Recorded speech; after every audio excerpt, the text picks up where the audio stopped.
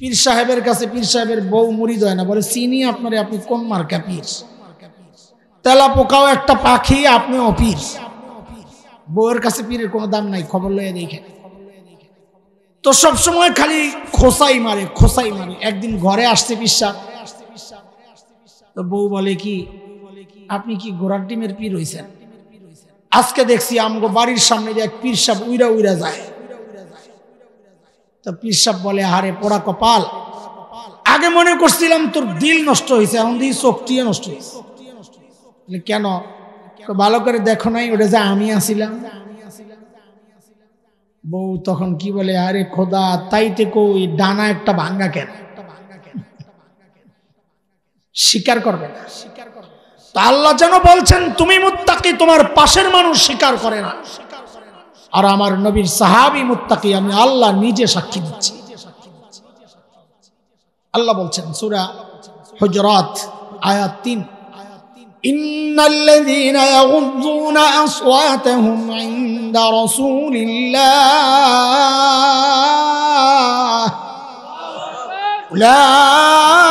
উলাইকাল্লাযীনা ইমতাহানাল্লাহু কুলুবাহুম লিত্তাকওয়া লাহুম মাগফিরাতুন ওয়া আজরুন আযীম।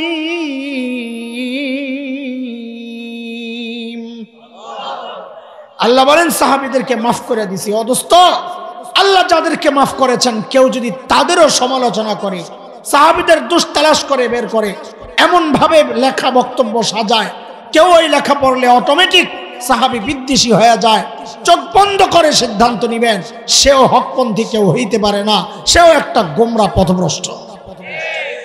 কয় গ্রুপ গেল? এই দুইটা গ্রুপ ছাড়া আমরা যারা আছি সামষ্টিকভাবে, এককভাবে কেউ ব্যতিক্রম থাকতে পারে। ব্যতিক্রম বিষয় কোনোদিন দলিল হয় না। আমরা যারা আছি, আমরা সব গুনাহ করেছি, করছি, করে যাচ্ছি। আলোচনার জন্য আজকে আমরা আমাদের গুনাহগুলোর ৩টা ভাগ করতে চাই। দেখেন, এগুলো ভূমিকার কথা, আমার স্টাইলটাই এমন, একটু একটু করে বুঝায় আগাইতে হবে। বুঝতে থাকেন, ভালো না লাগবে ঘুমান যায়, রাত অনেক হয়েছে। আলহামদুলিল্লাহ আলহামদুলিল্লাহি ওয়া কাফা ওয়া সালামুন আলা ইবাদিহিল্লাযীনা ইসতাফা। أما بعد فأعوذ بالله من الشيطان الرجيم. بسم الله الرحمن الرحيم.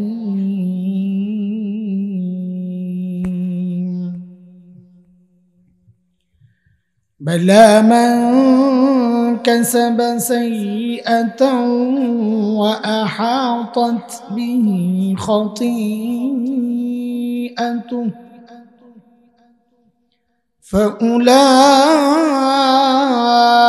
فأولئك أصحاب النار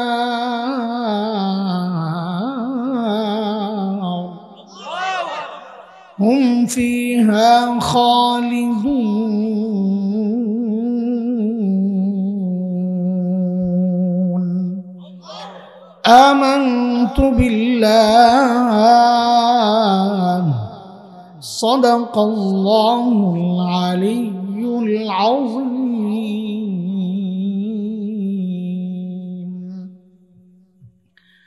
مدرسة الأبرار الإسلامية ও মারকাজুস সালিহাত মহিলা মাদ্রাসার উদ্যোগে আয়োজিত আজকের ইসলামী মহাসম্মেলনের মুহতারাম সভাপতি, প্রধান অতিথিবৃন্দ, হযরত উলামায়ে কিরাম, মুরব্বিয়ানে আযম, দূর দূরান্ত থেকে আগত ইসলাম প্রিয় সুধী সমাজ, প্রিয় ছাত্র ভাইয়েরা, যুবক বন্ধুরা, পর্দার আড়ালের মা ও বোন, আল্লাহ সুবহানাহু ওয়া তাআলার অশেষ মেহেরবানি, করুণা, দয়া, যে মহান মালিক লাখো কোটি মানুষ থেকে বাছাই করে দ্বীনি এই মজলিসে আমাকে আপনাকে আসার বসার, কিছু কথা বলা ও শোনার তৌফিক দান করেছেন, সেজন্য মহান রবের শুকরিয়া আদায় করি জবান খুলে প্রাণ খুলে। কালিমাতুশ শুকর উচ্চারণ করি আলহামদুলিল্লাহ। মুহতারাম হাজরিন, রাত অনেক হয়েছে, আমি কোনো ভূমিকা ছাড়াই আমার কথায় সরাসরি ঢুকে যেতে চাই যেন সময় নষ্ট না হয়। আল্লাহ তাআলা আমাদেরকে মানুষ বানাইছেন, আমাদের দুই পাশে দুইটা ভিন্ন চরিত্রের সৃষ্টি আল্লাহ রেখেছেন। একদিকে ফেরেশতা, ঠিক উল্টা চরিত্রের হচ্ছে শয়তান। ফেরেশতাদের চরিত্র সম্পর্কে আল্লাহ সূরা তাহরীমের 6 নম্বর আয়াতে বলেন, লা ইয়াসুনাল্লাহা মা আমারাহুম ওয়া ইয়াফআলুনা মা ইউমারুন। আল্লাহ যা হুকুম করেন তারা মানতে বাধ্য, মানে ফেরেশতারা কোনো গুনাহ করতে পারেন না। বলেন তো আমি কি বলেছি? করেন না নাকি? বলেন, করেন না নাকি?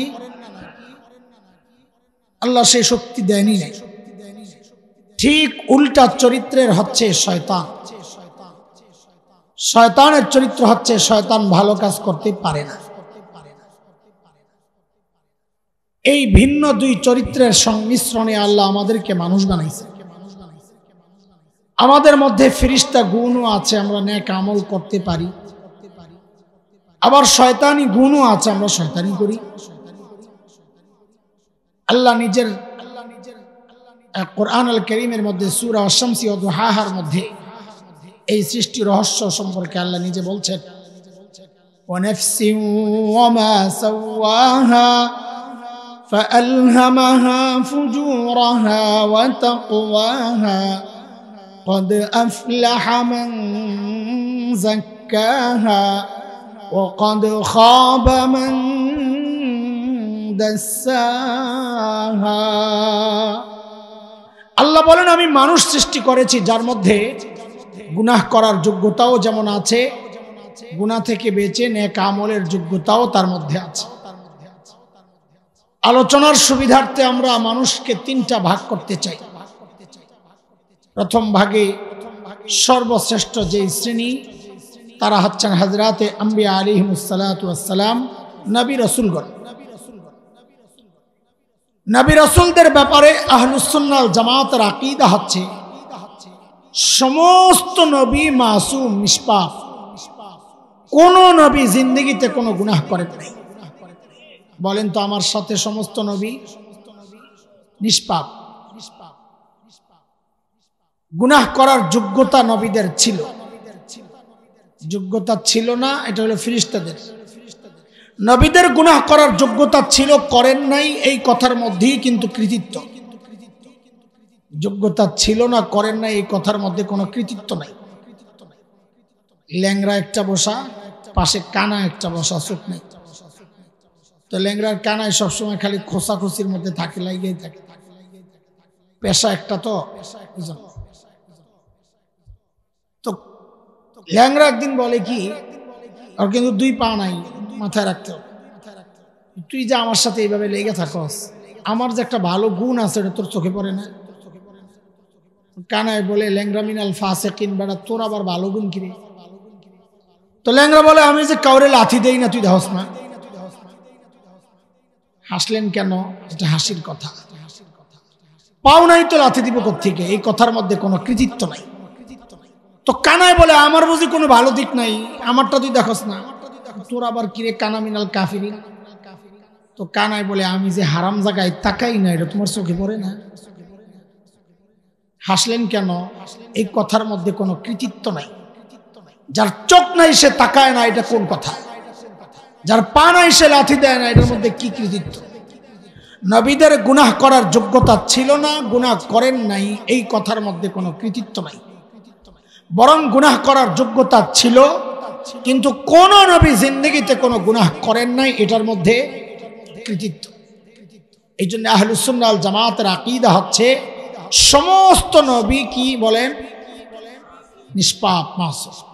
কাজী কেউ যদি নবীদের দোষ তালাশ করে, দোষ বলে বেড়ায়, যদি এমনটা বলে যে নবীরা দায়িত্ব অবহেলা করেছেন, যেমন হযরত মূসা আলাইহিস সালাম দায়িত্ব অবহেলা করেছেন, তা আপনি চোখ বন্ধ করে সিদ্ধান্ত নেবেন এটা গোমরাহ, এটা বাতিল। নবীদের পরের শ্রেণীটা হচ্ছেন হযরতে সাহাবায়ে কেরাম রিদওয়ানুল্লাহি আলাইহিম আজমাইন। নবীদ ইমানদার সঙ্গীরা, সাহাবী কারা? নবীজির ইমানদার সঙ্গী। সাহাবীদের ব্যাপারে আহলুস সুন্নাহ ওয়াল জামাতের আকীদা হচ্ছে সাহাবীরা নবীদের মতো নিষ্পাপ না, তবে সাহাবীরা মাগফুর মানে আল্লাহ কর্তৃক ক্ষমাপ্রাপ্ত। আল্লাহ কর্তৃক সাহাবীদেরকে আল্লাহ কি করে দিয়েছেন? ক্ষমা করে দিয়েছেন।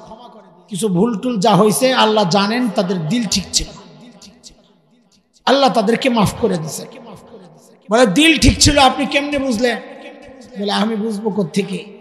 এটা আল্লাহ বলেছেন কোরআন আল কারীমের সূরা হুজুরাতের ৩ নম্বর আয়াত। বক্তব্যের ধরনটা যেমন এমন, আল্লাহ যেন বলছেন এই আমার সাহাবী নিয়ে কথা বলো, তুমি যে মুত্তাকি তোমার পাশের মানুষ তো স্বীকার করে না। পীর সাহেবের কাছে পীর সাহেবের বউ মুরিদ হয় না, বলে চিনি আপনারে, আপনি কোন মার্কা পীর? তেলা পোকাও একটা পাখি, আপনি অপীর। বউয়ের কাছে পীরের কোনো দাম নাই, খবর লয়ে দেখে। তো সবসময় খালি খোসাই মারে খোসাই মারে। একদিন ঘরে আসছে পীর সাহেব, তো বউ বলে কি আপনি কি ঘোড়ার ডিমের পীর হইছেন? আজকে দেখছি আমগো বাড়ির সামনে যে এক পীর সাহেব উইরা উইরা যায়। তো পীর সাহেব বলে আরে পোড়া কপাল, আগে মনে করছিলাম তোর দিল নষ্ট হয়েছে, এখন দিই শক্তি নষ্ট হয়েছে। কেন? ভালো করে দেখো নাই ওটা যে আমি আসিলাম। বউ তখন কি বলে আরে খোদা তাইতে কই ডানা একটা ভাঙ্গা কেন? স্বীকার করবে না। তো আল্লাহ যেন বলছেন তুমি মুত্তাকি, তোমার পাশের মানুষ স্বীকার করে না। আর আমার নবীর সাহাবী মুত্তাকি, আমি আল্লাহ নিজে সাক্ষী দিচ্ছি। আল্লাহ বলছেন সূরা হুজুরাত আয়াত ৩, ইন্নাল্লাযীনা ইয়াগুযযুনা আসওয়াতাহুম ইনদা রাসূলিল্লাহ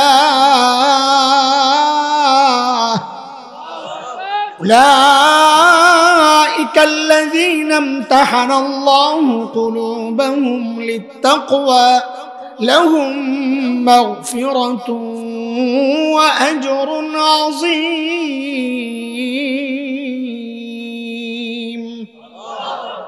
আল্লাহ বলেন সাহাবীদেরকে মাফ করে দিছি। ও দোস্ত, আল্লাহ যাদেরকে মাফ করেছেন কেউ যদি তাদেরও সমালোচনা করে, সাহাবীদের দোষ তালাশ করে বের করে, এমন ভাবে লেখা বক্তব্য সাজায়, কেউ ওই লেখা পড়লে অটোমেটিক সাহাবী বিদ্বেষী হয়ে যায়, চোখ বন্ধ করে সিদ্ধান্ত নিবেন, সেও হকপন্থী কেউ হইতে পারে না, সেও একটা গোমরা পথভ্রষ্ট।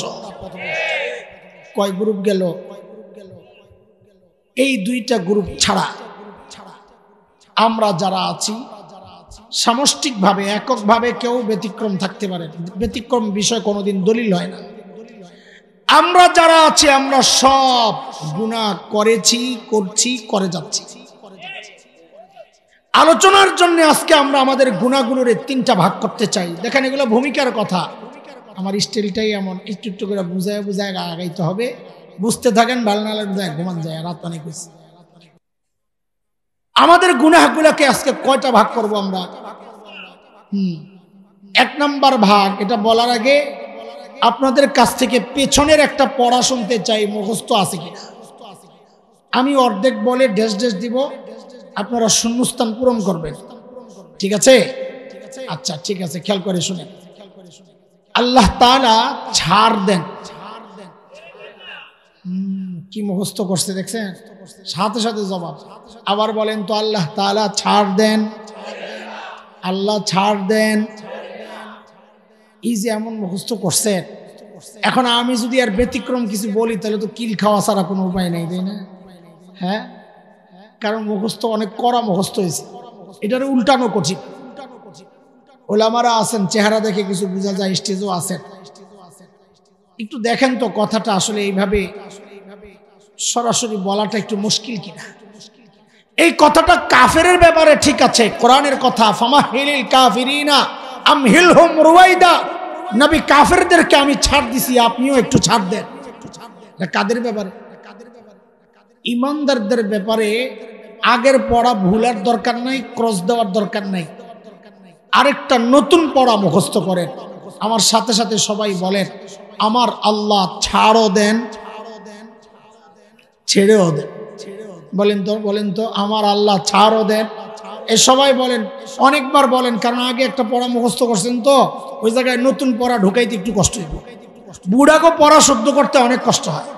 হুজুরেরও দাঁত ভাঙ্গে, বুড়ারও দাঁত ভাঙ্গে। অত পিচ্ছি একটা আইন না দেন, ওর যে কই আইন বলে আইন, পিছনে একটা লাগাইলে আমার চেয়ে ভালো উচ্চারণ করে কয় আইন, কারণ ইজি। তা আগে যে পড়া মুখস্থ করছে ওইটার সাথে নতুন পড়া লাগাইতে আমিও জানি একটু কষ্ট হবে। এই জন্য বলেন আবার আমার আল্লাহ ছাড়ও দেন। বলেন তো আমার আল্লাহ ছাড়ও দেন। এটা আমার কথা না, এটা কোরআনের কথা। আল্লাহ বলেছেন ওয়াফু আন কাসীর, আমি বহুজনের বহু গুনাহ ছাড়ও দেই, ছেড়েও। এই যে নতুন আরেকটা পড়া মুখস্থ করলেন, একটু বুঝে শুনে বলেন তো জিতছেন না ঠকছেন? বুঝে শুনে বলতেছেন তো? আগে যেটা মুখস্থ করছেন যে আল্লাহ ছাড় দেন ছেড়ে দেন না, আল্লাহ যদি না ছাড়েন তো আমাদের বাঁচার উপায় কি? বলেন আছে কোনো উপায়? তো এই যে রাস্তা বাইর করছি যে আমার আল্লাহ ছাড়ও দেন, তাহলে আমাদের গুনাহগুলোর এক নম্বর প্রকার হচ্ছে বহু গুনাহ এমন আছে আমাদের যেগুলো আল্লাহ এমনি মাফ করে দেন। মনে থাকবে ইনশাআল্লাহ। দুই নাম্বার, আমাদের বহু গুনাহ এমন আছে যেগুলো আমাদের নেক আমলের দ্বারা আল্লাহ মুছে দেন। আল্লাহ নিজে বলেছেন, আল্লাহ বলেন ইন্নাল হাসানাত ইউযহিবনাস সাইয়্যাত,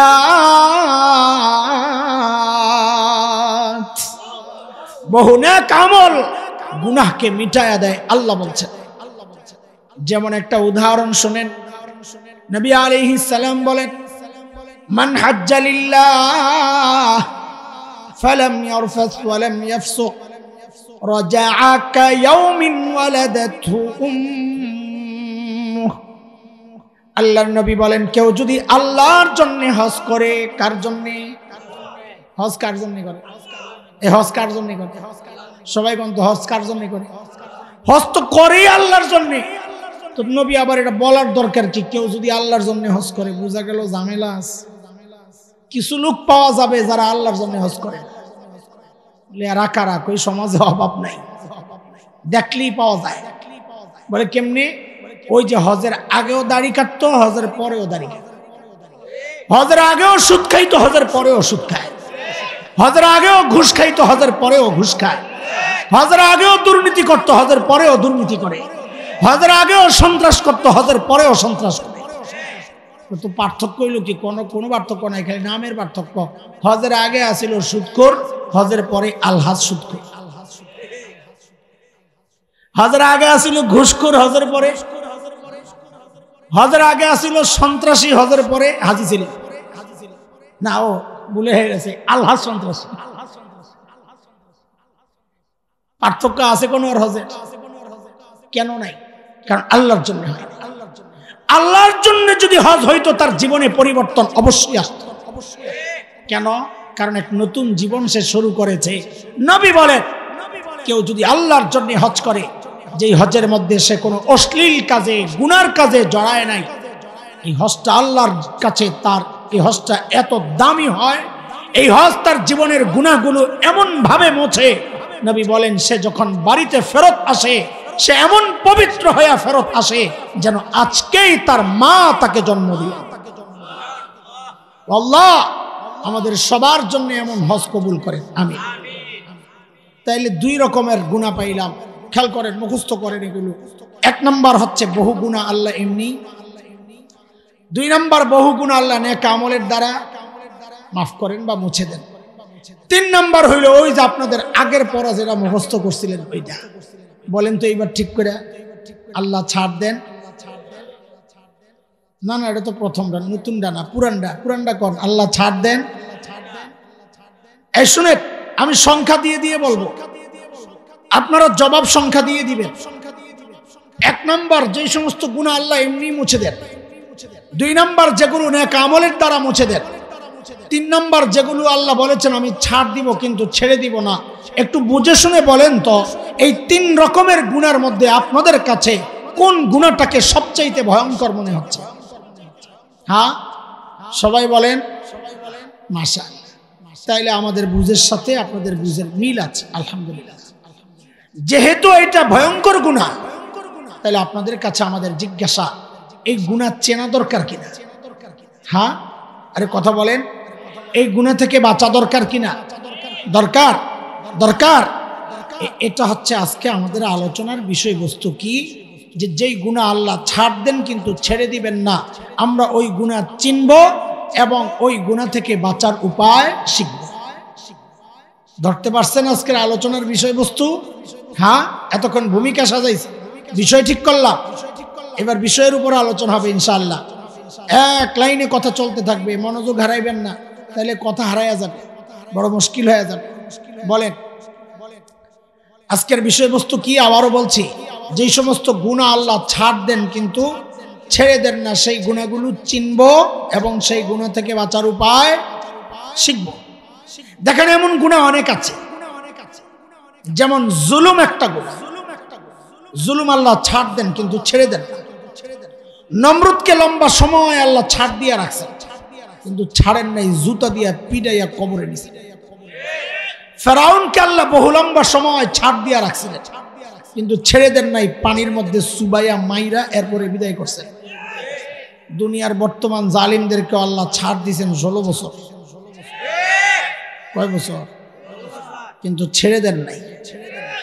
না দিছেন? দেন নাই। কোন রকম ছেড়ে দে মাক্কাইন্দা বাসে হেলিকপ্টারে করে পালাইছে। তো মানুষ কি বলে? নেতা কর্মীর জন্য মায়া নাই, দেখছেন নি কারবার, কার পিছনে ঘুরলেন এতদিন? নিজে ঠিকই হেলিকপ্টারে পালাইছে না, তো পাবলিক কি কয়? এখন নিজে ধরলো হেলিকপ্টার, পেছন থেকে পাবলিক ডাকে ওরে বাটপার, ওরে বাটপার। ঠিক আছে না?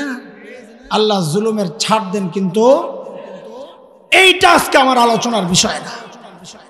আজকের আলোচনার বিষয় ভিন্ন একটা, যে বিষয়টা আল্লাহ নিজেই বলেছেন কোরআনের সূরা বাকারার যে আয়াত শুরুতে আমি তেলাওয়াত করেছি, ওই আয়াতে আল্লাহ বলেন আল্লাহ কোন গুনাহ ছাড় দিবেন কিন্তু ছেড়ে দিবেন না।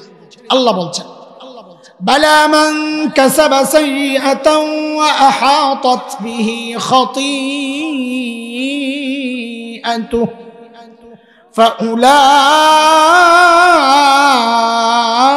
ফাউলাইকা আসহাবুন নার। আল্লাহ বলেন যে গুনাহ বান্দাকে ঘিরে নেয়, বলেন যে গুনাহ বান্দাকে, মুফাসসিররা বলেন মানে কি? এটা তো সহজ ভাবে তারা আমাদের সামনে উপস্থাপন করেছেন। মানে হচ্ছে যে গুনাহে বান্দা নেশার মতো অভ্যস্ত হয়ে যায়, ছাড়তে পারে না। আরো সহজ করে বলতে হয় যে গুনাহ মানুষ নিয়মিত করে, ছাড়তে পারে না। সেই গুনাহ কোনটা? সেটা আমার একটা হইতে পারে, ওনার আরেকটা হইতে পারে, আমার সভাপতির আরেকটা হইতে পারে, প্রধান অতিথির আরেকটা হইতে পারে। কেউ মিথ্যা নিয়মিত বলে, ছাড়তে পারে না। কেউ সুদ খায়, নিয়মিত খায়, ছাড়তে পারে না। কেউ জিনা করে, নিয়মিত করে, ছাড়তে পারে না। কেউ মদ খায়, নিয়মিত খায়, ছাড়তে পারে না। কিন্তু খেয়াল করেন, আমরা এই সমাজ নিয়ে চলি, সমাজ নিয়ে ভাবি। এই সমাজ দেখে আমাদের উপলব্ধি হয়েছে 4টা এমন গুনাহ আছে যে গুনার মধ্যে এই সমাজের বহু বড় একটা সংখ্যা জড়িত, ছাড়তে পারে না। এর মধ্যে একটা গুনাহ এমন যে গুনাহ এই সমাজের অধিকাংশ মানুষ, প্রায় সবাই যে গুনাহে জড়িত। বুড়াও জড়িত, জওয়ানও জড়িত, নারীও জড়িত, পুরুষও জড়িত, আমার মতো এমন লিবাসওয়ালা কেউ জড়িত, আপনাদের মতো সাধারণ মানুষ জড়িত, আর এমনকি ছোট্ট বাচ্চাগুলাও জড়ায়া যাচ্ছে। সেই গুনাহটার নাম হচ্ছে টাচ মোবাইলের গুনাহ। আমি একটা গুনাহ বলবো আর একটু খোসা দেওয়ার জন্য সাথে এটা জুড়ে দিব, পারলে অস্বীকার করে, পারলে এই যে একটা বললাম, পারলে অস্বীকার করে। বড় আফসোসের সাথে বলতে হয়, এই সমাজের আমরা অধিকাংশ মানুষ এই টাচ মোবাইলের গুনাহে জড়ায় গেছে, ছাড়তে পারছি না। আরো 3টা গুনাহ এই সমাজের, 2টা পুরুষের, 1টা মেয়েদের। খুব মনোযোগ লাগবে কথাগুলো, একটু অপারেশন হবে আর কি, একটু ব্যথা লাগবে, তাই না? আচ্ছা, পরে মলম লাগাই দিন, অসুবিধা নেই ইনশাআল্লাহ। এই সমাজের অধিকাংশ পুরুষ দুইটা গুনায় জড়িত। মাহফিলের এই দৃশ্য দেখলে হয়তো বোঝা যাবে না।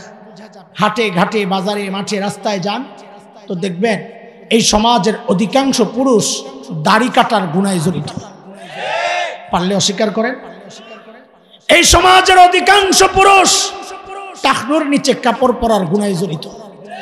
পারলে অস্বীকার করেন। এই সমাজের অধিকাংশ পর্দানশীল নারী একটা গুনায় জড়িত। পর্দা কইরাও গুনায় জড়িত, কথাটা কেমন কেমন লাগে, তাই না? একটু বুঝেন আপনারা।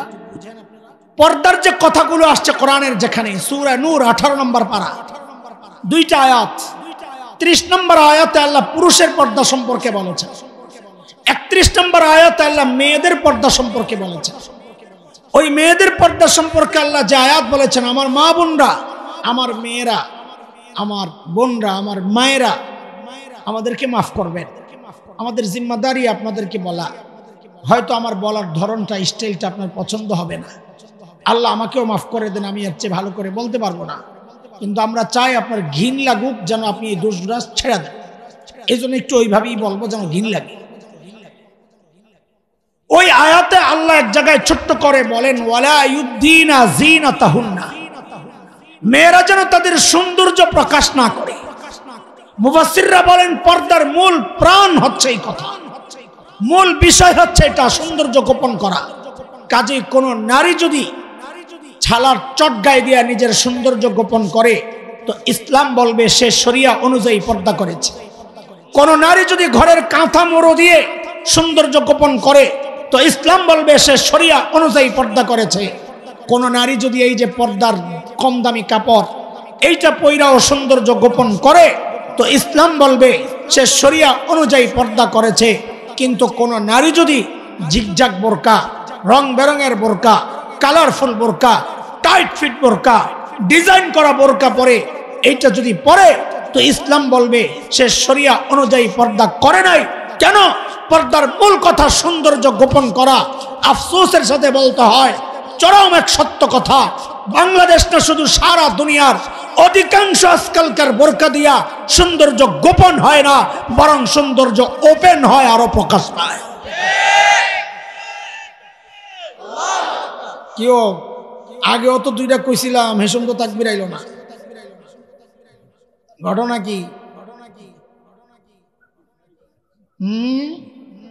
দেখছেন, নিজের দাঁড়িয়ে আছে অবশ্য, কিন্তু আপনাকে পক্ষ লইছে। কিল কিল কিল বেডি গোড়া এসে এখন তাকবীর বেরিয়েছে। বোরকাটা কিন্না দিছে কে?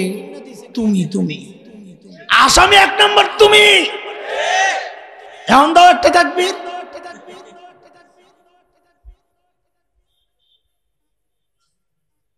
আজকালকার বোরকা দিয়া যে সৌন্দর্য প্রকাশ পায়, দুইটা উদাহরণ আপনাকে শোনাই।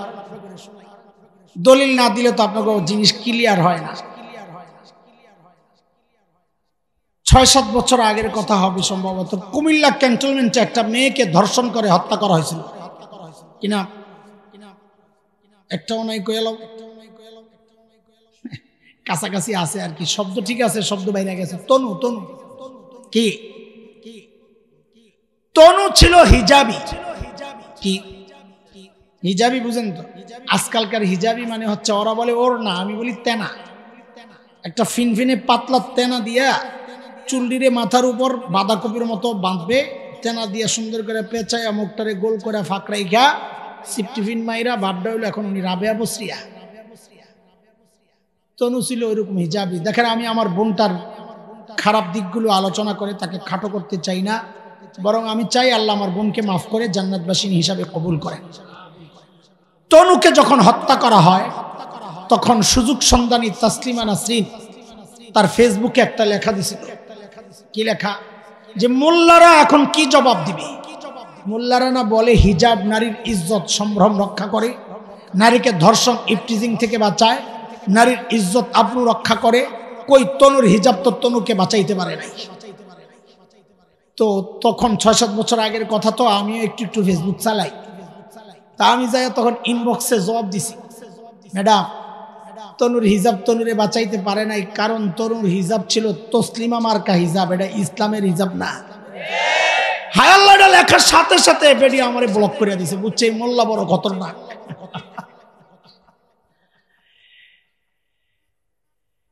একটা উদাহরণ দিলাম, আরেকটা উদাহরণ দিই আপনাদের।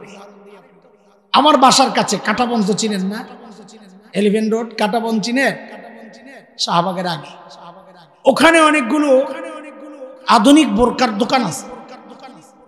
অবাক বিস্ময়ে সেদিন লক্ষ্য করলাম কি জানেন, বোরকার দোকানের নাম ফ্যাশন হাউস। বলেন দেখি কারবার, বোরকার দোকানের নাম কারবারটা দেখছে?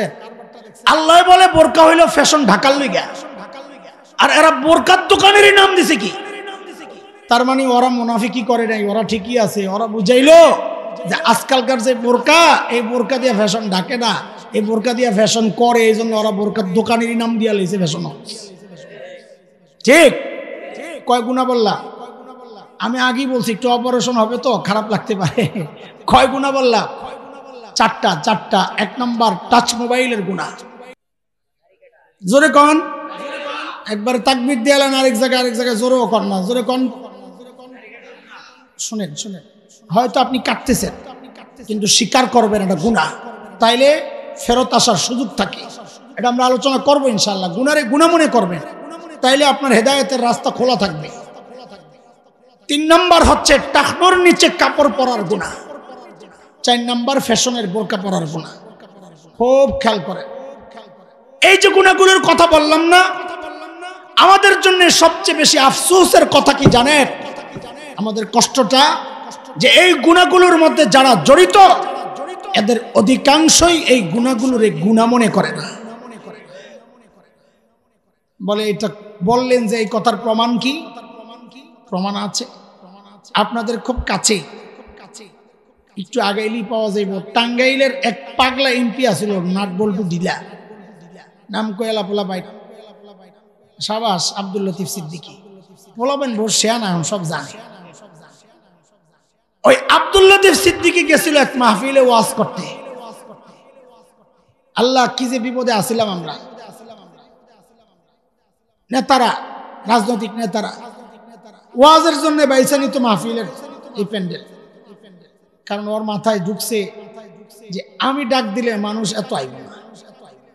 তো হুজুররা, এলাকার যুবকরা, মুরব্বীরা, ইসলামপন্থী ভাইরা একটা সুন্দর মাহফিলের আয়োজন করে, সারা বছরের মেহনতের ফসল। নেতা 2-1.5 ঘন্টা, আমরা 2500 পাইছিলাম এক নেতা 2.5 ঘন্টা বয়ান করে। আমি যাইয়া ঘুম দিতাম। একদিন আমারে ঘুম পড়ায় রাখছে মোতামিম সাহেব 11টার সময়, হুজুর ঘুমান। আমি কি 11টায় ঘুমাম? অসুবিধা নাই, সময় হলে ডাক দেব। পরে ডাক দিয়ে ওঠাইছে 1:30 বাজে, হুজুর বয়ান শেষ হয়েছে, আপনি ওঠেন। কিন্তু তার চেয়ে অবাক করা বিষয় কি জানেন? নেতা যখন বয়ান করে মানুষ তো উঠতে যায়, নেতার বয়ান তার শুনে না, আশেপাশে ঘুরঘার করে, বক্তা বইব তো আইব। আমি দেখি এগুলো লজ্জা মজ্জা লাগে না, বয়ান চালাইতে থাকে। আশ্চর্য, আমরা যখন কথা বলি 2-4 জন উঠা গেলে আত্মমর্যাদা লাগে যে সম্ভবত আমি বুঝাইতে পারতেছি না, তো তাড়াতাড়ি বয়ান শেষ করে দিই। নেতারা দেখি বয়ান চালাইতেই থাকে। আমি কিরে লজ্জা লাগে না? পরে বুঝছি না লজ্জা লাগে না। কেন? অচিন্তা করে উইটা যাইয়াও যা থাকে, আমি ডাকলে তো তাও আসে না, তো আমার লস কি? বুঝেন নাই কথা? ওই আব্দুল লতিফ সিদ্দিকী এক মাহফিলে যায় বয়ান দিতেছে, কতটা অভদ্র, অসামাজিক। মাহফিলের একটা সমাজ আছে। এই যে আমার ভাইরা বসে আছেন, এদের অধিকাংশই নিয়মিত টুপি পরেন না, নিয়মিত পাঞ্জাবি পরেন না। আজকে পরে আসছে কেন? মাহফিলের একটা সমাজ এটা। এই আল্লাহর বান্দা অতিথি গেছে একটা টি-শার্ট পইরা, টুপি টাপি সারা যায় বলছে বক্তার চেয়ার যাইয়া বয়ান দিচ্ছে, নুরানি বয়ান। কি আপনারা হুজুররা যে দোয়া করেন না, আমি কিন্তু আমিন বলি না। কি বলে না উনি? আমি বলি কি রে, হুজুরের চেহারা পছন্দ হয় না, না ভক্তি শ্রদ্ধা নাই, কি ঘটনা কি? পরে কারণ যেটা বলছে আমি খুশি হয়ে গেছি। আমি আল্লাহ দলিল পেয়েছি, আমার দলিল দরকার, দলিল পেয়ে গেছি। কি? গুনারে গুনাহ মনে করে না। আমিন কেন বলি না? আপনারা মানুষের শিখান গুনাহ করলে আল্লাহর কাছে মাফ চাইতে, তো বুকের মধ্যে থাপড়ায় আর বলে কি আমার জিন্দেগিতে আমি কোনো পাপ করি নাই, আমার জিন্দেগিতে আমি কোনো পাপ করি নাই। দাড়ি কাটা বেড়ায় বলে জিন্দেগিতে পাপ করে নাই। দেখছেন কারবার? আমি কই পাওয়া গেছে দলিল, গুনারে গুনাহ মনে করে না, গুনারে গুনাহ মনে করে না। এটা হচ্ছে গুনাহ করার চেয়ে আরো মারাত্মক অপরাধ। কিন্তু কেন? দেখেন আমার কিন্তু লিঙ্কে চলতেছে, একটার সাথে আরেকটা জোড়া, একটা মিস করবেন পরেরটা বুঝবেন না। গুনারে গুনাহ মনে না করা গুনাহ করার চেয়েও মারাত্মক। কেন? এই কেনটা একটু শোনা দরকার। শুনেন, চলতে থাকে। শয়তানকে আল্লাহ যখন তাড়াইয়া দিছিলেন বাইর, তখন শয়তান আল্লাহর কাছ থেকে অনেক কিছু মঞ্জুর করাইয়া নিয়েছিল, জানেন তো? বিষয়টা কেমন এটা একটু বুঝালো। 3-4 বছর আগে আমি ছিলাম মদিনায়, হজের সফর। তো মদিনা ইউনিভার্সিটির বাংলাদেশি ছাত্ররা আমরা গেলে ওরা আসে আমাদের কাছে, আমার নিজেরও অনেক ছাত্র আছে, কথাবার্তা হয়। তো ওরা একদিন বলতেছে, হুজুর আজকে এক আজীব ঘটনা হয়েছে। কি হয়েছে? বলে মদিনা পুলিশ বাংলাদেশের হজ মিশরে ফোন দিছে, আপনাদের এক হাজি সাহেব ধরা পড়ছে, নিয়ে যান। কি অপরাধ? ভিক্ষা করছে। অপরাধ কি? ভিক্ষা করা নিষেধ। তখন ওই ছাত্রদেরকে পাঠানো হয়েছে, তোমরা যাই ছোটে নিয়ে আসো, ওরা আরবি টারবি জানি। তো ওরা গেছে, হুজুর যাইয়া দেখি সাহেবে এমন ভাবে বৈশা রয়েছে যেন তিনি কোনো অপরাধ করে নাই, মুখের মধ্যে কোনো অনুশোচনা অনুতপ্তের কোনো ছাপ নাই, হাত দুইটা কাটা। তো চিন্তা করলাম যা সাক্ষাৎকার নেওয়ার পরে নেবো, আগে ছুটাই। ছুটাই টুটাই গাড়ির মধ্যে উঠাইছি, জিজ্ঞেস করতেছি আগে কনে হাত কাটা কেট? বলে কি ভাই আসিলাম ডাকাই। হুজুর এমন ভাবে বলতেছে মনে হয় যেন ডাকাতি কোনো অপরাধ না, একটা সম্মানজনক পেশা।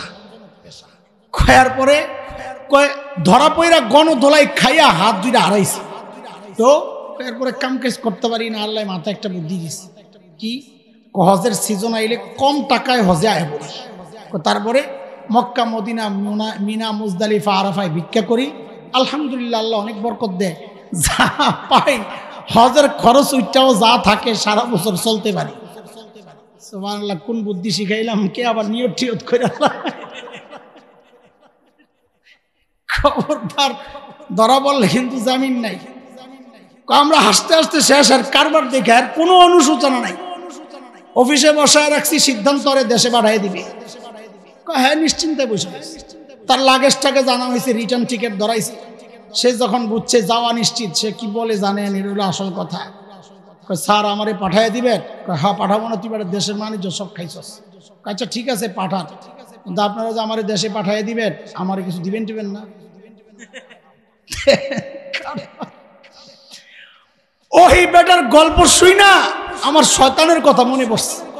ঠিক শয়তানরা আল্লাহ যখন কইছে বাইরা, শয়তানও আল্লাহর এটাই কইছিল, আল্লাহ আমারে যে বাগায় দিবেন, আমার কিছু দিবেন টিবেন না? তো তোর কি লাগবো? তো শয়তান 3 জিনিস চাইছে। এক কথা কর, কয়টা? 1 নাম্বার, রব্বি আনজিরনি ইলা ইয়াউমি ইউবাসুন, আল্লাহ পুনরুত্থান দিবস পর্যন্ত আমি হায়াত চাই, লম্বা হায়াত চাই। আল্লাহ কয় ইন্নাকা মিনাল মুনজারিন, যা তোরে দিয়ে দিলাম যা। শয়তান কয় আল্লাহ আরেকটা লাগবে। কি চাস? তাড়াতাড়ি। আদমকে তো সন্তান দিবেন বহুত, আমি যে দুনিয়ায় যাই ওখানে ডাক দেবো, আয় খেলা হবে, তো আমার কর্মী লাগবো না? কি চাস ওইটা কক? আমারও সন্তান দেন। এই মুসলমান খেয়াল করেন, শয়তানের বাচ্চা লাগবে, ও চাইলো কার কাছে? আরো জোরে কন তো, আর একটু জোরে কন। হ্যাঁ, শয়তানের বাচ্চা লাগবে, চাইলো কার কাছে? তোর মিয়া, তা তুমি শয়তানের চেয়ে খারাপ। তোমার বাচ্চা লাগলে তুমি আল্লাহর কাছে না চাইয়া তুমি যাও মাজারওয়ালার কাছে, কবরওয়ালার কাছে, আর খাজার কাছে। তুমি শয়তানের চেয়ে খারাপ। এই যে মাঝে মাঝে আমরা বলি শয়তানের বড়টা, আপনারা তো খুঁজে পান না শয়তানের বড় আবার কেমনে হয়। এই যে লিস্টে নাম ওড়ায় রেখেন, এটা একটা কারণ। শয়তানের আকীদা ওর চেয়ে ভালো। শয়তান বাচ্চা চাইছে আল্লাহর কাছে, আর ও বাচ্চা চায় খাজার কাছে। শয়তানের চেয়ে খারাপ কিনা? কথা কক। শয়তান কয় আল্লাহ দুইটা তো দিলেন বাহিরে মোকাবেলার লেগা, একটু ভিতরে যায় চক্রান্ত করুন না। কি করবি? আমারে আপনি সুযোগ দেন, আমি বনি আদম মানে আদম সন্তানের রগে রগে দৌড়াইতে চাই। আল্লাহ কয় যা তোরে ওইটাও দিলাম। নবী আলাইহিস সালাম বলেন ইন্না শাইতান ইয়াজরি মিনাল ইনসান মাজারাদ দাম, শয়তান মানুষের রক্তের রেশায় রেশায় দৌড়ায়। শয়তান কয় সুযোগ পাইল? জোরে কন। এখন আমার বাপ পাশে বৈশা বৈশা কান্না করে, আরে আমার সন্তান লিয়ে আমি এই শয়তানের মোকাবেলা কেমনি করব? সুযোগ সুবিধা যা আছে সব তো সে লয়ে লই। কে কান্না করতেছে? কে কে? আমাদের বাবা কে? আমরা কার সন্তান? আজকের থেকে বলবেন নবী আদম। বলেন বলেন কি বলবেন? কি বলবেন? কি লাগাবেন? এটা আমাদের গর্বের পরিচয়। কেউ যদি এমপির ছেলে হয়, তার বাবার নাম আব্দুল্লাহ, ওকে যদি জিজ্ঞেস করা হয় তুমি কার ছেলে, ও কি বলবে? না খালি বলবে আব্দুল্লাহ সাহেবের ছেলে। তো দুনিয়া কত আব্দুল আছে, তুমি কোন আব্দুলের পুত? আর যদি বলে এমপি আব্দুল্লাহ, তুমি এমপি সাহেবের ছেলে, কারণ ওর গর্বের শব্দটাই ওইটা। একটা সামান্য এমপির ছেলে যদি বাবার নামের সাথে এমপি যুক্ত করে পরিচয় দেয়, তো আমি আপনি নবীর সন্তান হইয়া কেন এই পরিচয় দিতে কুণ্ঠবোধ করি? বলেন, গর্বের সাথে বলবেন আমরা কার সন্তান। আগে তো এগুলো কর নাই আপনারা, কারণ আগে তো ইট খাই নাই। ইট খাইছি, এখন পাটকেল মনে করতে পারেন। বলে বুঝলাম না কিছু। বুঝবেন কেমনি? আগে মানুষ গণনার সিস্টেমটার নাম ছিল আদমশুমারি। কি ছিল? হঠাৎ ঘুম থেকে উঠে দেখি আদম কাটা, নতুন নাম জনশুমারি। কোনদিন জানতে চাইছেন ওদের কাছে যে এই আদম কেন কাটলেন? আদম আপনারে কোন দিক দিয়ে খোঁচাইলো? জানতে চান নাই, কারণ এগুলো আপনাদের মাথা ব্যথা না। আপনাদের মাথা ব্যথা হলো পেঁয়াজের দাম বাইরে গেছে, আলুর দাম বাইরে গেছে, খামো কি, চলবো কেমনি? আপনাদের মাথা ব্যথা না করলে কি হয়েছে? আপনাদের পাহারাদার আছে কিছু উম্মতের আলেমরা, তাদের মাথা ঠিকই ব্যথা করেছে। যখন এই আওয়াজ উঠলো, এক শয়তান, মুসওয়ালা শয়তান, ওরে দিছিল সিলেবাস প্রণয়নের জন্য। ও আসিল চিড়িয়াখানায়, কারণ বান্দরের পুত্র চিড়িয়াখানায় আসিল বছরকে বছর। কয়েকশো বছর থাকার পর সে হঠাৎ দেখে তার পিছন দিয়া তার লেজটা গায়েব হয়ে গেছে। আস্তে আস্তে মেরুদণ্ড সোজা হয়ে যাইতেছে। তো যেই দেখছে পুরা সোজা হয়ে গেছে, তো খাসার মুখের সামনে যায় একদিন দাঁড়ায় চিৎকার দিয়ে বলে, আই এম জাফর ইকবাল। কি বলে? I am Zafar Iqbal. যেই কইছে খাসাওয়ালায় ছেড়ে দিছে, নেত্রী পাইয়াই দিছে ওর কাছে সিলেবাস পড়ানোর দায়িত্ব। বান্দরের পুতের কাছে দিছে সিলেবাস পড়ানোর দায়িত্ব। ওই বান্দরের পুত কি করছে? বিজ্ঞানের নামে আমার সন্তানের সিলেবাসের মধ্যে ঢুকাইয়া দিছে যে না, আমরা মানুষের সন্তান না, আমরা বানরের সন্তান। এখন তো নাউজুবিল্লাহ কোন, তখন তো কথা কর নাই। আলেমদের প্রতিবাদের মুখে কুচক্রীরা পিছু হটতে বাধ্য হয়েছে। কিন্তু আমার প্রশ্ন, প্রতিবাদ আলেমরা কেন করবে? এই ঘোড়ার ডিমের সিলেবাস আলেমের সন্তান পড়ে না, পড়বে না। আলেমের সন্তান কালা কালা রাসূলুল্লাহ পড়বে। এই সিলেবাস পড়ে আপনাদের সন্তান। প্রতিবাদ আপনাদের করার কথা, আপনারা প্রতিবাদ তো করেন নাই, বরং বহু পোড়া কপাল এই প্রতিবাদী আলেমদের বিরুদ্ধাচরণ করেছেন। বহু পোড়া কপাল এই প্রতিবাদকে রাজনৈতিক বক্তব্য আখ্যা দেওয়ার চেষ্টা করেছেন। দোস্ত, সব জায়গায় রাজনীতি তালাশ করেন না। এটা রাজনীতির বিষয় না, এটা আমার ঈমানের ব্যাপার, এটা আমার বিশ্বাসের ব্যাপার, এটা আমার আকীদার চেতনার ব্যাপার। ভবিষ্যতে এমন চক্রান্ত হতে পারে, যেহেতু এনজিও ওয়ালাদের কাছে দেশ, এমন চক্রান্ত আবারও হতে পারে। বিদেশ থেকে টাকা আনতে এই জাতীয় কিছু কথা মানতে হয়। যদি আবারও চক্রান্ত হয়, আলেমদের থেকে বিচ্ছিন্ন না হইয়া, আলেমের হাতে হাত রাইখা, কাঁধে কাঁধ মিলাইয়া, মুষ্টিবদ্ধ হাত উঠাইয়া একসাথে উচ্চারণ করতে হবে, বাংলাদেশে নাস্তিকতার চর্চা করতে দেওয়া হবে না, দেওয়া হবে না। আছেন তো নাকি? ইনশাআল্লাহ। পালাবেন না তো? কই পালাবো? ফখরুল সাহেবের বাসায়? না, ঠিক আছে, পালাবো না ইনশাআল্লাহ। আল্লাহ ইনশাআল্লাহ কই পালাইছে না? ও ইনশাআল্লাহ বলে নাই, সেজন্য পালাইছে। একটা ভালো কথা কইছেন। আল্লাহ আল্লাহ আল্লাহ আল্লাহ। আমার বাবা কান্না করছেন বসে বসে, হারে আমার এখন কি হবে? শয়তান সব সুযোগ সুবিধা নিয়ে নিল। আমার বাবা কান্না করে করে আল্লাহর কাছে বলছেন, ও আল্লাহ, সুযোগ আমারেও কিছু দেন। আল্লাহ বলেন, যান, আপনার সন্তানকে আমি ফেরেশতা দিয়া ব্র্যাকেট দিয়া নিরাপত্তা দিয়ে দিব, যেন শয়তান কাছে ভিড়তে না পারে। সূরা রাদের মধ্যে মালিক বলেন, লাহু মুআক্কিবাতুম মিন বাইনি ইয়াদাইহি ওয়া মিন খালফিহি ইয়াহফাযুনাহু মিন আমরিল্লাহ। নবী আলাইহিস সালাম বলেন, আমরা খাবার থেকে যেমন মাছিকে তাড়ায়া দেই, শয়তানকে ফেরেশতারা আমাদের চারপাশ থেকে ওইভাবে তাড়ায়া দেয়। কিন্তু আমার বাবা তাও বসে বসে কান্না করে। এখন কান্দেন কেন? আপনি ফিরিস্তা দিয়ে ব্রেকেট দিয়ে নিরাপত্তা দিবেন, এর চেয়ে নিরাপদ জায়গা জান্নাতে আমি নিজেই তো আসিলাম, তারপরে তো ধরা খাইছি। কারণ অত কাছে যায় ধোকা দেয় না, অত দূরের থেকে রিমোট কন্ট্রোল টিপ্পা টিপ্পা খালি চ্যানেল পাল্টায়। ওয়াসওয়াসা আগে তো ওয়াসওয়াসা বুঝাইতে পারতাম না, রিমোট কন্ট্রোলে আসার পর এখন বুঝানো সহজ হয়ে গেছে। আমার বাপে কান্দে বই আপনি তো আল্লাহ বলেন কান্দেন না, আপনার সন্তানের জন্য আপনার মায়া, আর আমি রব, আমি বানাইছি, আমার মায়া তার চেয়ে 1000 কোটি গুণ বেশি। আমি একটা স্পেশাল অফার আমার গফফারের জন্য রাখছিলাম, জান ওইটারেও দিয়া দিচ্ছি, আপনি ওইটা নিয়েই দুনিয়ায় যায় শয়তানের মোকাবেলা করেন। বলে সেটা কি? তো আমার রব বলেন, আমার বান্দা গুনাহ করতে করতে করতে করতে করতে করতে জীবন পার, জীবনের শেষ সময়েও যদি সে দাঁড়ায় খালি বলে, ও আল্লাহ আমি ভুল করছি, আমারে মাফ করে দাও, আমি তার জিন্দগির সব গুনাহ মাফ করে দেব। কয় গুনাহ? কয় গুনাহ? 100 বছর, তাও 1000 বছর, সব গুনাহ করছে 100 বছর লাগায় একবারে সব মাফ হয়ে যাবো গা? কেমন লাগে না? আগে লাগতো, এখন লাগে না। যখন দেখছি ডিলেট অপশনে অল ডিলেট একটা অপশন আছে, কথা কও কথা কও, অল ডিলেট দেখে বুঝে গেছি যে একবারে মোছা সম্ভব।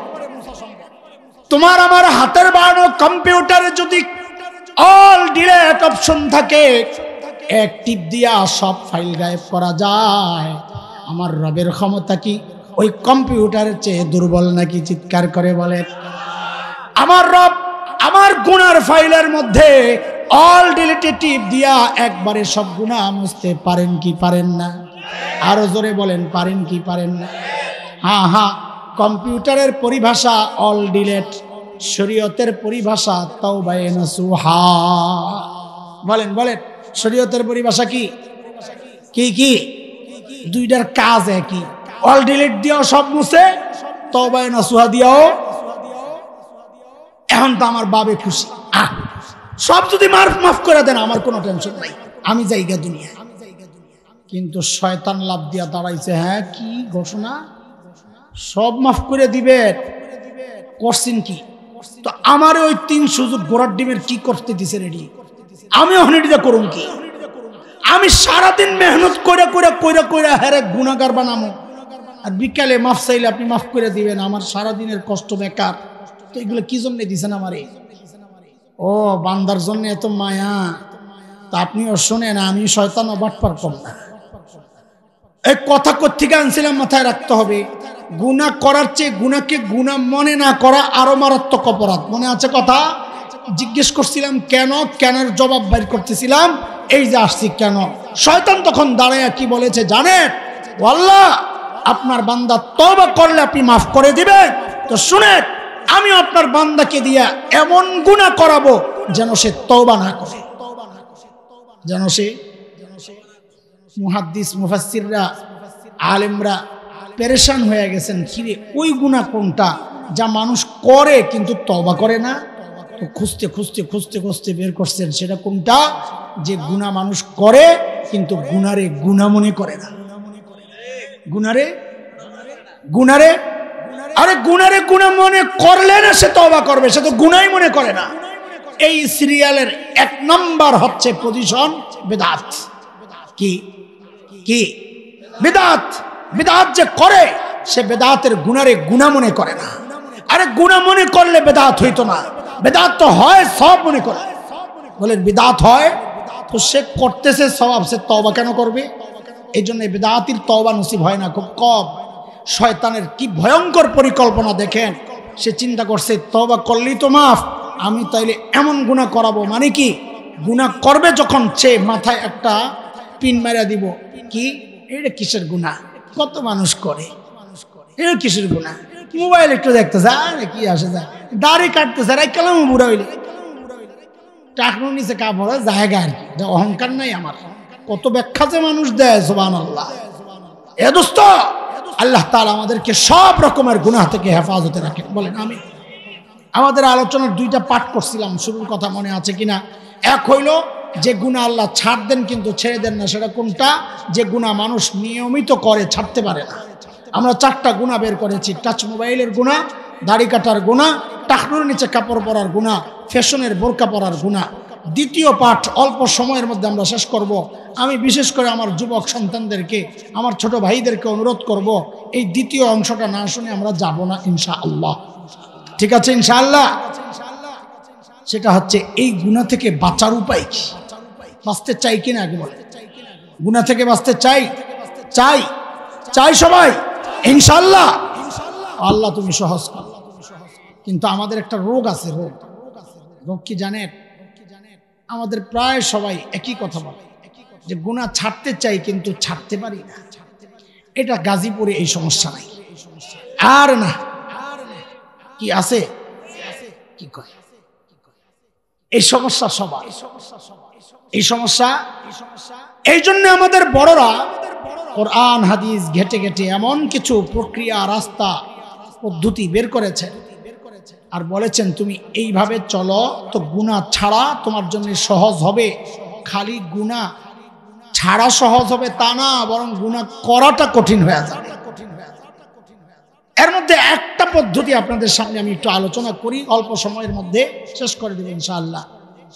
দেখেন, আমরা যখন গুনাহ করতে আগাই, দুনিয়ার কেউ না জানলেও, কেউ না দেখলেও একজন দেখেন, তিনি কে? সবাই একটু বলেন তো একসাথে, আরো জোরে।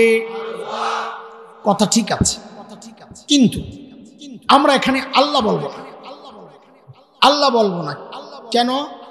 এই সাপোর্টে কোরআনের যে আয়াতটা আমি আনতে চাই, ওই আয়াত সূরা ইনফিতার 5 নম্বর সূরা আম্মা পারার শেষ পারার 6, 7, 8 যে আয়াতগুলো, ওইখানে আল্লাহ নিজের যেই পরিচয় দিয়েছেন, যেই নামে, আমরা ওই নামটা বলবো, সেটা হচ্ছে রব্বে করিম। বলেন তো সবাই, বলেন সবাই, আবার বলেন। যেহেতু শব্দটা আপনাদের কাছে খুব পরিচিত না, বারবার উচ্চারিত শব্দ না, আলেমরা জানেন, সাধারণদের কাছে এটা খুব চর্চিত শব্দ না, এই জন্য বারবার একটু বলেন। আমাদের দিকে কে তাকায়া থাকে? বলেন আবার।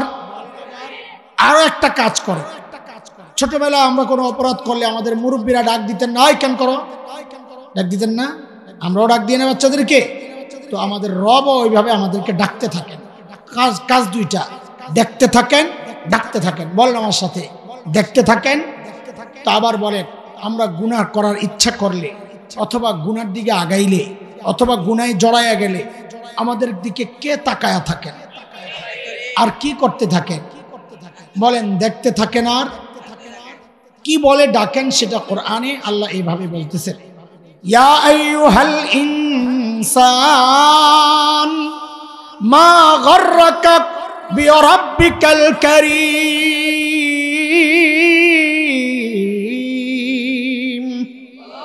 ও মানুষ, ওই করিম রবের ব্যাপারে তোমাকে কে ধোকায় ফেললো? কার কাছ থেকে কি পেয়ে তুমি তোমার করিম রব ভুলা গেলা?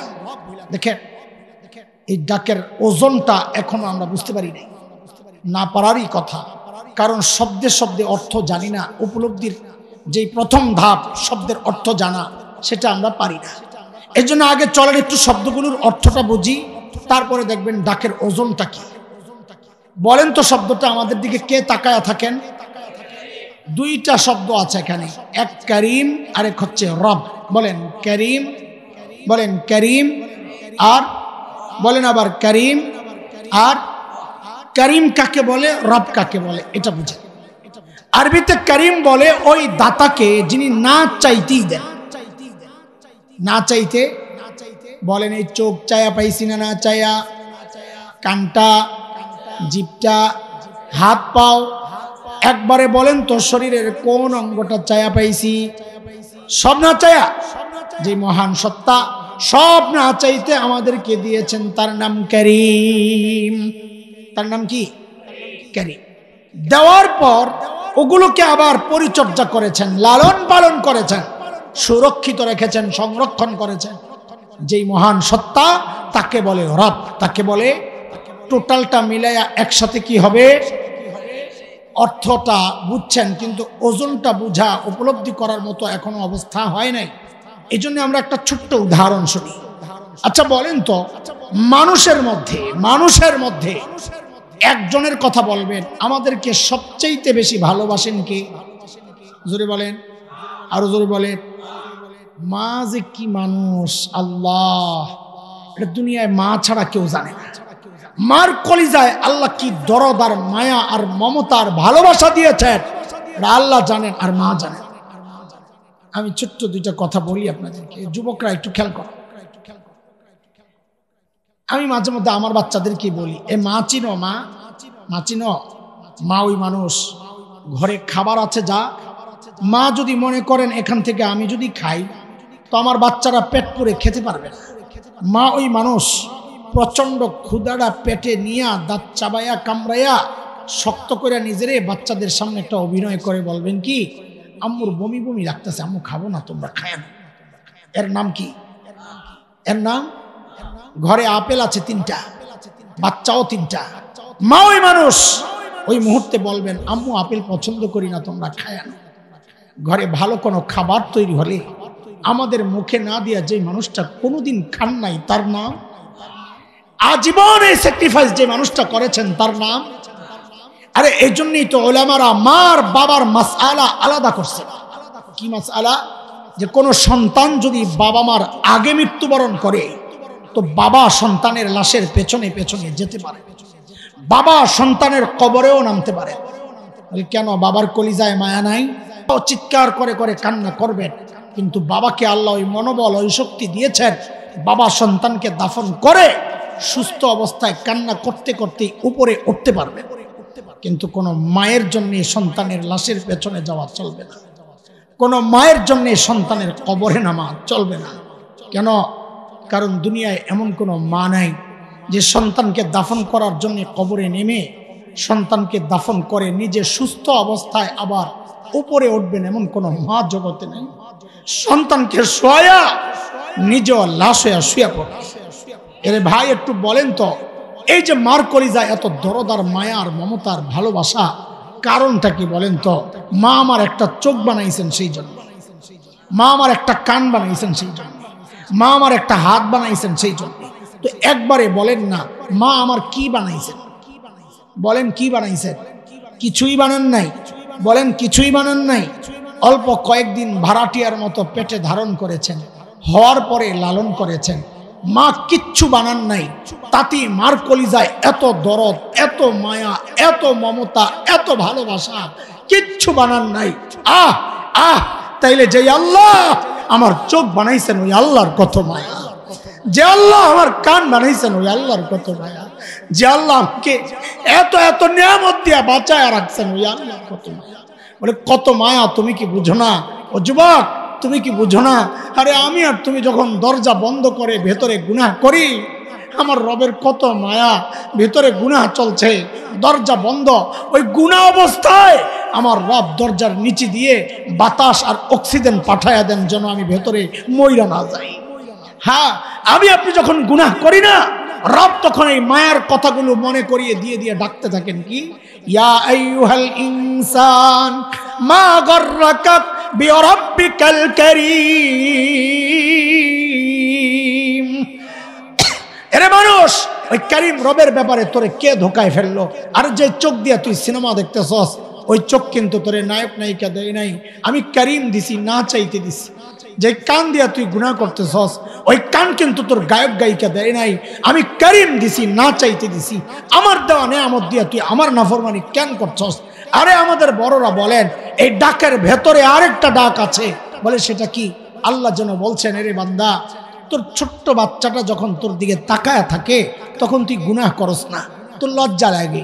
তোর মা বাবা, তোর মুরব্বী, তোর শ্বশুর শাশুড়ি, তোর বন্ধু বান্ধব, হ্যাঁ বন্ধু বান্ধব না, তোর মুরব্বী টাইপের কেউ তাকায়া থাকলে তুই গুনাহ করস না, তোর লজ্জা লাগে। কিরে বান্দা, আমি তাকায়া তাকায়া ডাকতেছি তাও তুই গুনাহ ছাড়স না। আরে কি হয়ে গেল তোর? হ্যাঁ, আমার দাম বুঝি তোর কাছে ওই বাচ্চাটার চেয়ে কমে গেল না? হ্যাঁ, আমার দাম বুঝি তোর কাছে তোর মা বাবার চেয়ে কমে গেল না? ওই বাচ্চা তাকায়া থাকলে তুই গুনাহ করস না, আর আমি রব্বে করিম তাকায়া তাকায়া তোকে ডাকতেছি তাও তুই গুনাহ ছাড়স না। হ্যাঁ, কি হয়ে গেল? আমার দাম তোর কাছে এতটাই কমে গেল। মা গাররাকা বিরাব্বিকাল কারীম। আরে ওই করিম রবের ব্যাপারে তোর কে ধোকায় ফেলছে? বল, কার কাছ থেকে কি পাইয়া তুই তোর করিম রব ভুলে গেলি? বান্দার যদি প্রশ্ন আসে রব করিম করিম তো ওই সত্তা যিনি না চাইতে দেন, রব তো ওই সত্তা যিনি লালন পালন করেন। আপনি কি করেছেন? তো আল্লাহ যেন পরের আয়াতগুলোতে বলতেছেন, এরে জালিম কি করছি, তোর নিজের চেহারার দিকে তাকায়া দেখ। আল্লাযী খালাকাকা ফাসাওয়াকা ফাআদালাক, আরে তোর মতো সুন্দর করে আমি কাউরে বানাই নাই। আর দেখ কি সুন্দর দুইটা চোখ লাগায়া দিছি। সংরক্ষণের কথা বলিস, আরে দেখ কি সুন্দর দুইটা ঝাড়ু লাগায়া দিছি। ময়লা ঢুকে একটু পানি বের কইরা ওই ঝাড়ু দিয়ে আমি পরিষ্কার করে দিই। আরে তুই যখন ঘুমায়া যাস ওই চোখগুলো অনিরাপদ হয়ে যায়, আমি আল্লাহ নিজ দায়িত্বে উপরে একটা শাটার লাগায়া দেই, চোখটারে নিরাপদ বানায়া দেই। আর তুই কি করস? ঘুম ভাঙ্গে ওই চোখটা খুইলাই তুই আমার নাফরমানি করা শুরু করস। মা গররাকা বিরাব্বিকাল কারীম, মা গররাকা বিরাব্বিকাল কারীম। কে তোকে ধোকায় ফেলছে বল বান্দা? আরে কার কাছ থেকে তুই কি পাইয়া তুই তোর কারীম রব ভুলে গেলি? বল কথা বল। ভাই, বন্ধু, বাবা, আমি আপনি যখন গুনার দিকে আগাই না, তো রব্বে কারীম দেখে দেখে ওইভাবে ডাকতে থাকেন। হয়তো এই ডাক আমার কানে বাজে না, হৃদয়ে বাজে না, বাজবে কোত্থেকে? দিল নষ্ট হয়ে রয়েছে। প্র্যাকটিস একটু একটু করে শুরু করি, ইনশাআল্লাহ একটা পর্যায়ে গেলে দেখবেন গুনার দিকে আগাইলেই কানে আওয়াজ বাজবে, আল্লাহ ডাকতেছেন, রে বান্দা, যে কান দিয়া তুই গুনাহ করবি কানটা আমার দেওয়া। রে বান্দা, যে হাত দিয়া তুই গুনাহ করবি হাতটা আমার দেওয়া। এরে বান্দা, যে চোখ দিয়া তুই গুনাহ করবি চোখটা আমার দেওয়া। আমার দেওয়া নেয়ামত দিয়া তুই আমার নাফরমানি কেন করবি রে? কার কাছ থেকে কি পেয়ে তুই আমি রবকে ভুলে গেলি? এই আওয়াজ শুধু গুঞ্জরিত হবে, হৃদয়ে বাজতে থাকবে ইনশাআল্লাহ। আমরা বলি এই চিন্তা আর ভাবনা, এই মনোভাব, এই এই এই এই এই বিষয়গুলো যদি আমি দিল আর দিমাগের মধ্যে বসাইতে পারি, যে গুনাহ করতে গেলে যদি চিন্তা করি আমার এই মুহূর্তে আমার রব্বে কারীম ডাকতেছেন, তো ইনশাআল্লাহ গুনাহ ছাড়া না, দেখবেন গুনাহ করা আপনার জন্য কঠিন হয়ে যাবে ইনশাআল্লাহ। ছাড়তে চাইতো ইনশাআল্লাহ, ছাড়তে চাইতো ইনশাআল্লাহ। আল্লাহ তাআলা আমাদেরকে সব রকমের গুনাহ থেকে হেফাজতে রাখেন। আল্লাহ তাআলা অতীতের সমস্ত গুনাহ খাতা মাফ করে দেন, আমিন।